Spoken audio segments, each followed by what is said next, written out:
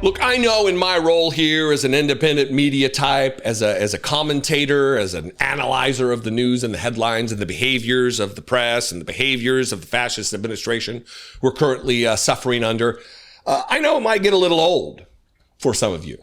Like, all right, we know, the press is missing the moment. But when they miss the moment in moments like this one, it's extra dangerous because people's lives are endangered. When you give space for fascists to act like fascists, you endanger all of us. And Dana Bash, there was a moment yesterday on CNN, actually it might have been this morning on CNN, where she's asking a Democratic Congresswoman, what is your message to all the people who are getting violent? And she means protesters. And yeah, there shouldn't be violence. But when the question is only asked about protester behavior and not about the actions of police, you're missing the motherfucking moment, Dana Bash. You're giving space for people.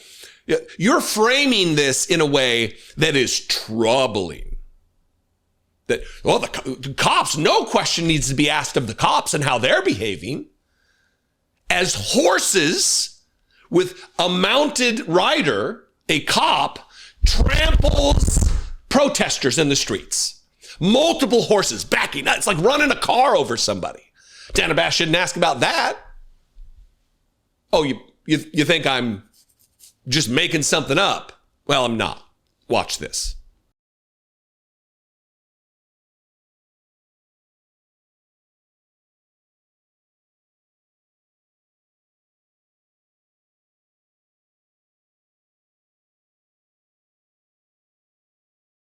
And if Dana Bash isn't concerned about mounted police units trampling protesters, maybe she could find it within herself, or maybe she can ask her partner on her show, Jake Tapper, who's still yesterday tweeting about Joe Biden's cognition while horses with police riders are trampling protesters. This fucking ghoul is tweeting about his book and about Joe Biden's mental capacity. Read the room, Jake. Read the room, Dana. If she's not concerned about protesters because, she's a rich white lady, maybe she'll be concerned about her colleagues in the press who are being attacked and assaulted by the police. The LA County Sheriff's Department did describe the protest in Paramount last night as the situation escalated. The crowd of protesters became increasingly agitated, throwing objects and exhibiting violent behavior toward federal agents and deputy sheriffs. What is your message to people who are getting violent? It's don't get violent. Those are not the people that are coming out to protest immigration. What we've seen, let me tell you. What are violent people doing? Okay, so last night when I talked to the sheriff, he had told me the situation in Paramount was under control, that the people that were peacefully protest have left. The situation was now across the street into the Compton area, and this was the unruly folks, that Saturday night crowd. The people that were there to actually protest immigration were gone. We agree that if you're being violent, you should be arrested, you should be prosecuted. There is no disagreement on that. I think that's an effort that we can all say. But this is not what's happening. We are having an administration that's targeting peaceful protests, people that are there to protest. Yesterday, this is from Sean Beckner Carmichael. I don't know if it's Carmichael or Carmichael. I don't know him. This is from Blue Sky. This is a video from him of officials in Los Angeles, whether they be city or county officials, dispersing the press. Get out, media, get out. And let me tell you why that's... First, let me play the clip, then I'll tell you why it's dangerous. Watch this.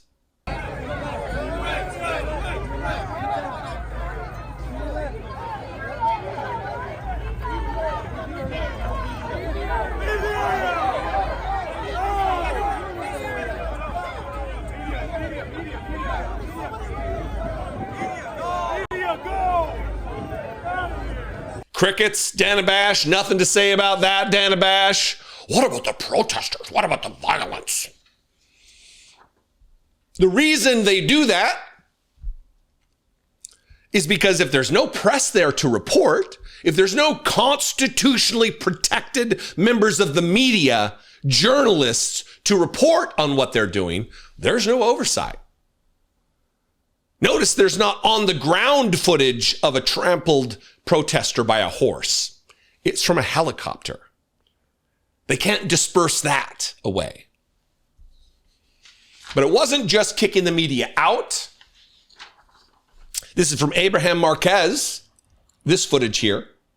He tweeted this video, where an LA County sheriff, and look, there's a lot of difference between Los Angeles City Police. I'll give them a little bit of latitude because that is not a position like a county sheriff that's elected, that where they have to, sheriffs are, look, I'm not going to get into the entire thing about what's the difference between a chief of police in the city and a sheriff. If you want to go search sheriffs, John Oliver, and watch his whole HBO bit about it, because it is very, very telling about what the problem is in America with policing, especially related to county sheriffs. But this is the LA County sheriff firing on press, seeing that they are there with a tripod and a camera, reporting on what's taking place, taking aim and firing rounds downrange. Now, they are non-lethal. But do I need to go into all of the people who lost eyes and have traumatic brain injuries because of non-lethal rounds fired downrange from jackbooted armed agents of the state? I hope not.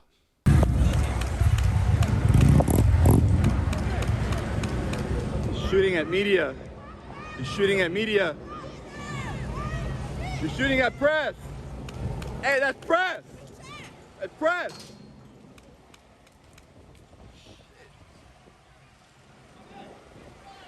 What do you got to say about that? Any questions that you want to ask about that, Dana Bash? Maybe you should ask your colleague, your Australian colleague from Channel 9, about the officer who drew his weapon, raised it to his shoulder, aimed accurately, and fired a weapon clearly on a journalist with a giant mic with a windscreen on it that has a logo from her news agency, and he fired upon her with knowledge of who she was. Watch this. After hours of standing off, this situation has now rapidly deteriorated. The LAPD moving in on horseback, firing rubber bullets at protesters, moving them on through the heart of LA. Oh! You just shut the fuck up! You okay? I'm good. Are you okay?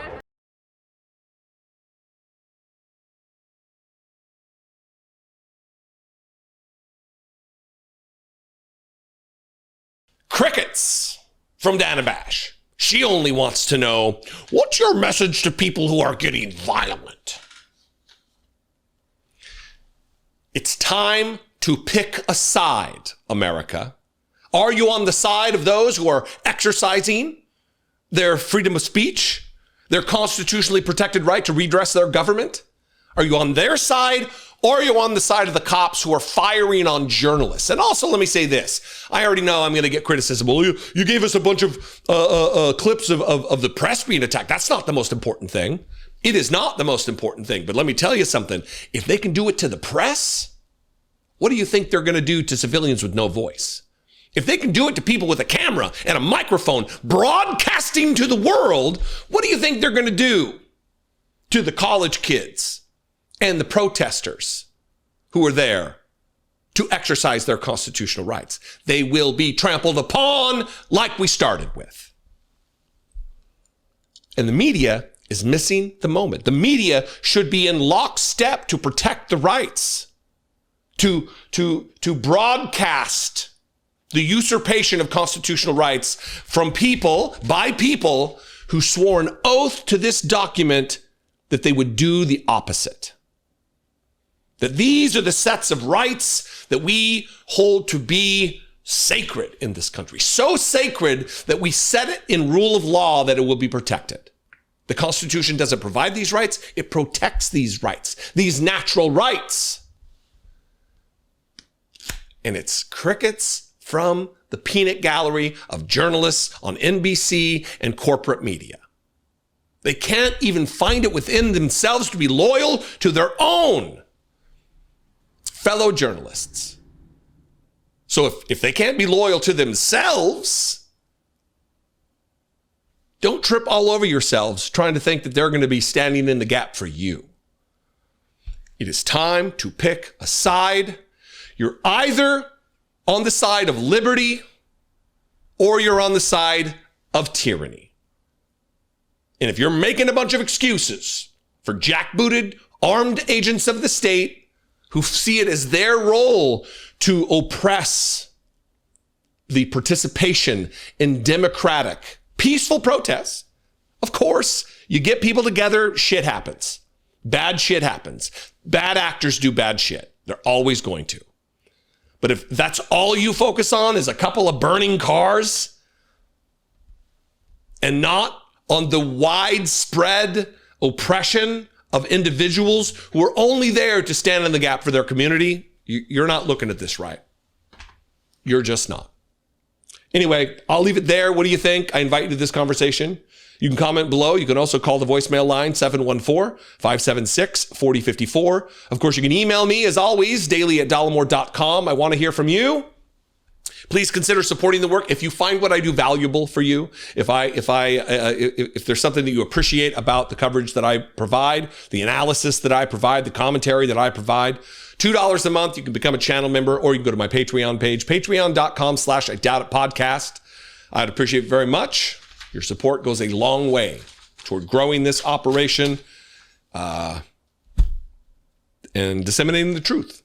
I'll see you next time. I appreciate you very much. Be genuine. Take care of one another.